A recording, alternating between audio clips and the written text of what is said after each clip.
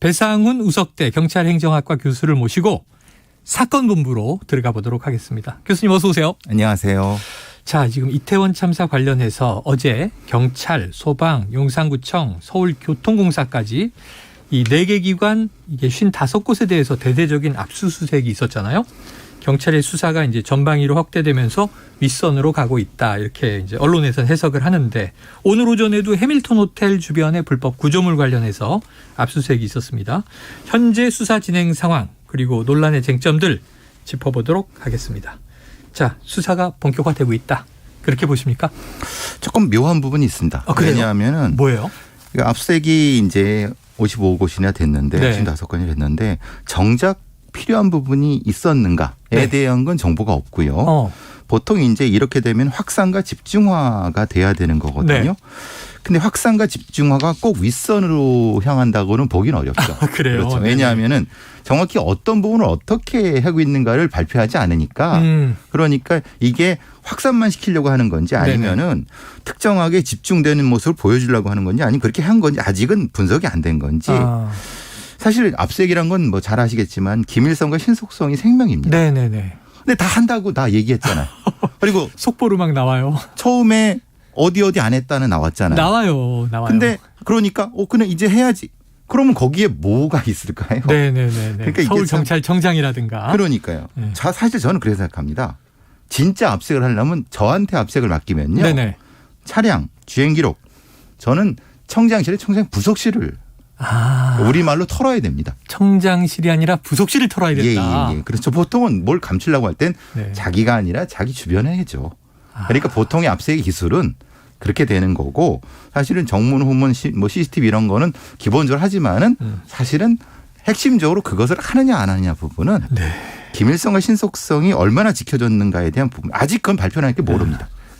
제가 속단했네요. 윗선을 향하고 있는지 아직 확인하기는 어렵다. 아직은 확인은. 범위를 확대한다고 해서 지금 수사의 방향을 우리가 예단하기는 어렵다.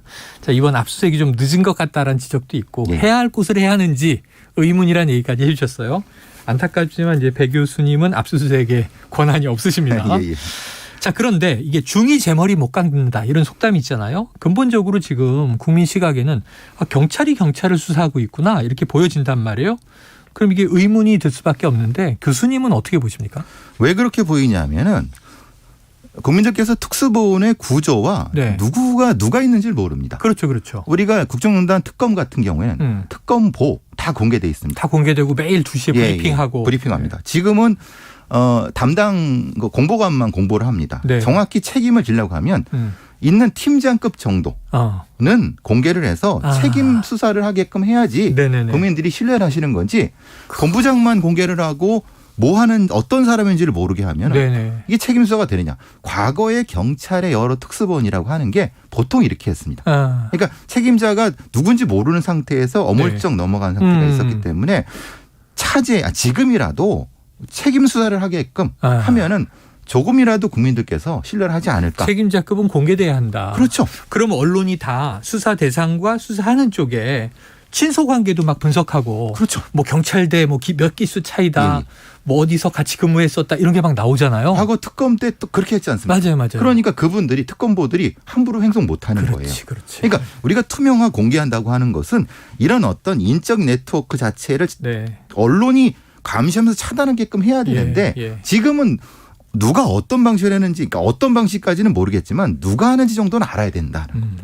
이해가 됩니다. 과거에 이제 국정농단 특검보가 그렇게 국민 신망을 받고 인기가 좋았는데 그 이후에 그 특정 기업의 변호인을 맡아서 상당히 좀 비난을 받고 그만뒀던 일도 있었어요. 이런 것도 중요하죠. 신뢰를 회복하는데.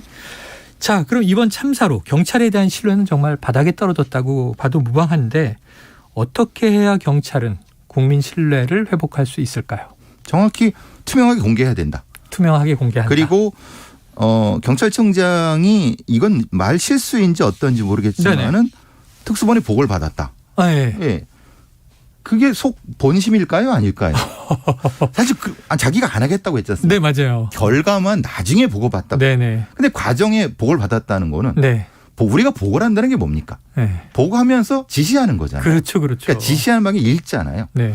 그러면 경찰청장이 그걸 다 지시한다는 의미로 해석될 수 있는 이게 실수인지 아니면 그 본심인지 이걸 명확히 확실히 정리를 해줘야 됩니다.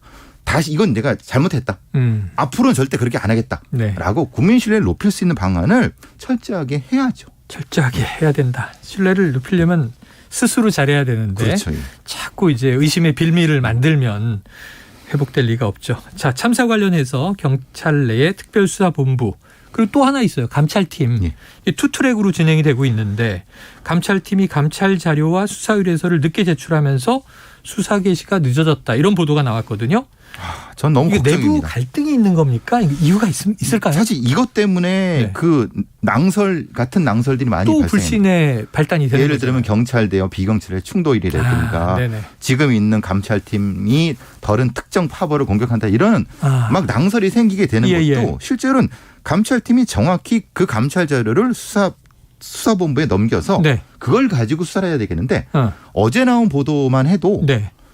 감찰팀이 안 넘겼다는 거예요. 어허. 이게 이제 그럼 이 특수본은 뭘 가지고 하느냐? 네. 만약에 감찰팀이 그 서류를 가지고 있는데 특수본이 그 압색을 들어갔어요. 네. 서류는 없잖아요. 그럼 뭐 감찰팀을 압색할까요? 네. 이런 엇박자 이런 건 하면 안 된다는 거예요. 야. 이제 투트랙이라는 것이 일견 좋아 보이지만은. 수사를 아는 사람들은 그럼 자료는 어디 있어? 누가 가지고 있지? 네네네. 이런 문제가 되는 겁니다. 이게 투트랙이라고 말씀을 드렸지만 감찰과 수사는 다르지 이렇게 생각을 했지만 지금 배 교수님 말씀을 듣고 보니까 조직은 하나고 그렇죠. 거기 사람이 결국 두 개 팀으로 나눠진 건데 이거 영화 헌트잖아요. 그렇죠. 한 조직 안에서 서로를 털고 있는 상황일 수도 있다. 근데 증거 자료는 하나입니다. 증거 자료는 하나다. 그럼 그게 어디가 있는가? 네. 이거를 제대로 조정을 네. 안 해주니까 국민들께서는 이게 뭐지? 라는 의구심이 이걸 해소시켜줘야 됩니다. 그래요. 자, 현재까지 6명이 입건돼 있는 상태입니다. 박희영 용산구청장, 최성범 용산소방서장을 포함해서 모두 업무상 과실치사상 혐의가 적용돼 있고요. 이임재 전 용산서장, 당시 서울경찰청 112 상황관리관 당직이었던 류미진 총경에게는 직무유기 혐의가 추가로 적용돼 있고요. 용산경찰서 정보과장과 계장에게는 직권남용과 증거인멸 혐의가 또 추가로 적용돼 있습니다. 자, 어제 압수수색으로 또 추가 입건이 예상되는데 특수본에서 도대체 어느 선까지 수사 가능하리라고 보세요? 지금 한 명 더 입건된 건 해밀턴 호텔 대표이사. 네네네. 예, 건축법 위반. 경찰 관계자가 아니고. 예, 아니고. 네. 그렇지만은 현장의 업자죠. 네. 지금은 크게는 경찰과 경찰이 아닌 네네네. 그러니까 용산구청과 이제 소방서 네. 그리고 민간기업 세 파트로 나눠지는 거고요. 예, 예. 여기서 중요하게 하는 거는 직무유기 부분은 공무원 부분이고 공무원 부분 중에서도 경찰 관련된 부분은 지휘 라인에 있어서 직무유기. 네네. 그다음에 소방 라인도 지금 있는 상태는 직무유기 부분인 네네. 거고요. 근데 여기서의 문제는 뭐냐면 그런 직무유기 상황을 그 윗선이 알았느냐. 이게 사실은 네. 윗선과 연결되는가의 문제거든요. 근데 그 부분을 밝히려고 하면 아까 제가 말씀드린 것처럼 문서상으로 없는 네. 다른 형태의 증거를 찾아야 되는데 그럴 의지가 있는가 없는가를 네네네. 국민들한테 소상히 밝히셔야 된다는 얘기예요. 그러니까 지금 혐의가 있다 없다를 제가 말하는 게 아니라 네네네. 우리는 그 정도까지도 지위 고하를 막는 한다는 거를 의지를 네네네. 하려고 하면은 거기에 필적하는 물적 증거에 대한 압색의 의지가 있다는 걸 보여야 된다는 얘기입니다. 공식적 문서 보고 라인만이 아니라 뭐 통신 기록 이런 거 다 이제 아까 말씀 차적 조회해야 되는 거죠. 예, 차적 조회, CCTV 네. 그리고 CCTV도 운행 기록 조금 더 넘겨야지 국민들한테 신뢰를 얻을 수 있다. 그래요. 신뢰를 얻어야 됩니다. 지금 이 불신이 계속되면 오히려 더 좀 뭐 대혼란이 야기될 것 같아요.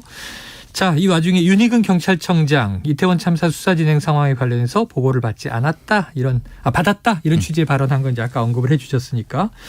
그런데 이제 예결위에서 나온 얘기였어요. 압수수색을 추가로 할 수 있다는 보고를 받았다.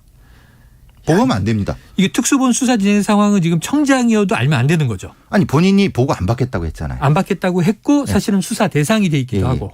그런데 그럼 수시로 보고받는다는 소리잖아요. 네. 이런 게 문제예요. 안 되죠. 수시로 보고받는다. 자, 참사 당일 경찰 병력이요. 경력 우리가 이렇게 얘기하고 있는데 어디서 뭘 했나 아쉬운 지점이 자꾸 이제 생각나는데 거꾸로 한번 짚어볼게요. 수사 결과가 나와봐야 정확히 알 수 있긴 하지만 현재 언론에 공개된 내용으로 보면 11기동대가 오후 11시 17분 용산서로부터 출동 지시를 받고 11시 40분에 현장에 도착했다. 자, 현장을 통제할 수 있는 경력인 기동대 출동. 왜 늦어졌다고 보세요? 왜냐하면 11기동대는 그 이전에 유휴기동대가 아니라 네. 다른 걸 했던 기동대입니다. 임무가 있었고. 임무가 있어서 임무를 하고 쉬는 과정에서 네네. 출동을 하니까 말하자면 장비를 풀어놨습니다. 네. 다시 입어야 됩니다. 네, 그렇죠. 그러니까 지금 어떤 상황이 모르는 그 상황이기 때문에 실제로는 11기동대가 투입되면 안 되고요. 네. 다른 종로 쪽에 77기동대라든가 그러니까 용산 근처에 있지만은 지금 임무를 하고 쉬는 기동대가 아니라 대기 중인. 그러니까 지금 언제든지 출동될 수 있는 기동대를. 네네. 근데 그걸 누가 결정하느냐? 네. 그걸 서울청장이 했어야 되는 거예요. 아하. 근데 서울청장한테는 보고가 안 됐죠. 네. 이게 사실은 이 관계성을 찾는 게 수사의 핵심이 돼야 됩니다. 그러네요. 예. 그러네요. 기동대 출동은 왜 없었는가, 늦었는가. 적재적소에 투입될 기동대를 파악할 수 있는 사람이 결정했는가 안 했는가. 자, 이제 끝에 짧게 이 국정조사 얘기가 나오고 있어서 이 국정조사가 만약에 이루어진다면 야당 주도로 하면은 좀 빠르게 될 것 같은데 반쪽짜리란 문제고요. 그렇지 않으면 시간이 걸릴 텐데 꼭 짚어야 하는 한 가지 뭘 말씀해 주시겠어요? 예. 당시에 어떤 지령과 명령 상황, 즉 위에서 이 결정하는 사람이 결정을 했는가 안 했는가에 대한 네. 구체적인 물증을 찾아내는가. 네. 그게 핵심입니다. 알겠습니다. 여기까지 오늘 정리해 보도록 하겠습니다. 사건본부 배상훈 교수님과 함께했습니다. 고맙습니다. 감사합니다. 예, 최영일의